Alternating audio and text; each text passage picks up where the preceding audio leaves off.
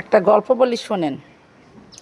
গল্পটা হচ্ছে, আমি যখন এনজিওতে চাকরি করতাম তখন একটা মহিলা লোন নেবে, তো ফর্ম পূরণ করতে হবে।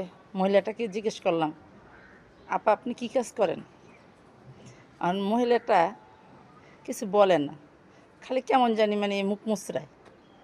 তখন আমি বললাম, বলেন আপনি কী কাজ করেন, কাজে তো কোনো শরম নাই, কাজ তো কাজই।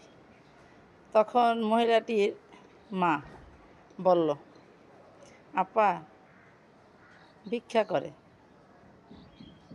ঢাকায় ভিক্ষা করে। আমি বললাম, আপনার বয়স 25 কি 26, তাহলে আপনি ভিক্ষা করেন কেন? আপনি কাজ করতে পারেন না?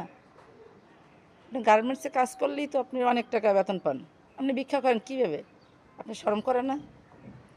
তখন মহিলাটির মা বলল, আপা আমি আমার মেয়েদের দিয়ে কোনো কাজ করাই নেই, থালটা দেওয়া পর্যন্ত খায় নাই, তাহলে আমি তাকে এই গার্মেন্টসে কীভাবে কাজ করাই? এই কথাটা বলার উদ্দেশ্য হলো, কিছু বাবা মা আছে মেয়ে বিয়ে দেয়, শ্বশুরবাড়ি গিয়ে কাজ করবে না, কারণ তারা তো বাবার বাড়ি কাজ করে নাই, তাই শ্বশুরবাড়ি কাজ করবে কীভাবে? তাহলে কি করতে হবে?